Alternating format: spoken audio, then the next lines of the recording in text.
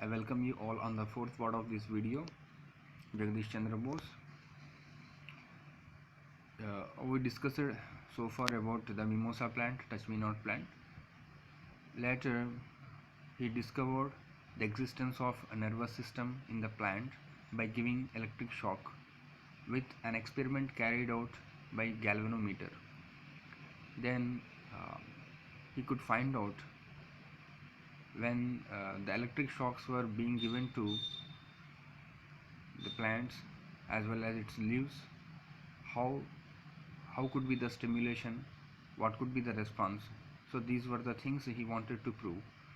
Later he went on experimenting with photosynthetic babbler to record the amount of oxygen released from the plants in the form of dots.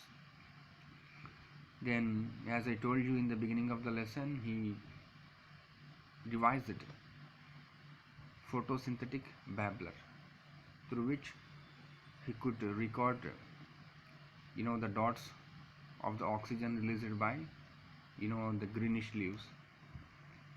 Then he continued working for 20 more years before his results were accepted by the Royal Society.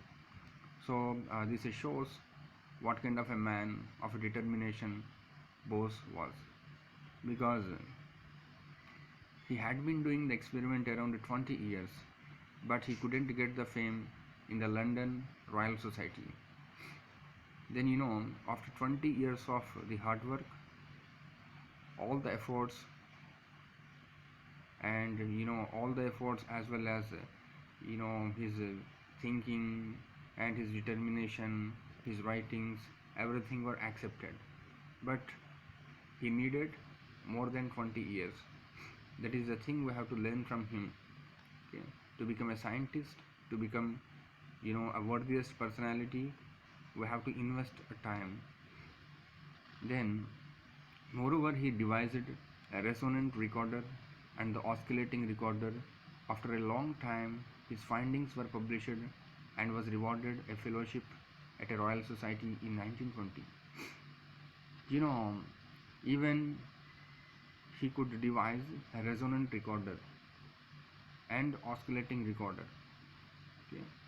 With these two things and the published article, all these things made him get the Royal Society, the fellowship in a Royal Society in 1920. Only a few Indians were given this kind of a fellowship. If they were highly talented, they were given. Then after returning from the scientific career in 1913, he wanted to establish Indian Institute just as in the West. His passion regarding establishing one of a technological hub in India in the form of Indian Institute, which has the high talented skills of provisions just like in the West. That's why he wrote a letter to the government to take initiative and to pave a path for the future scientists, the youngsters in India.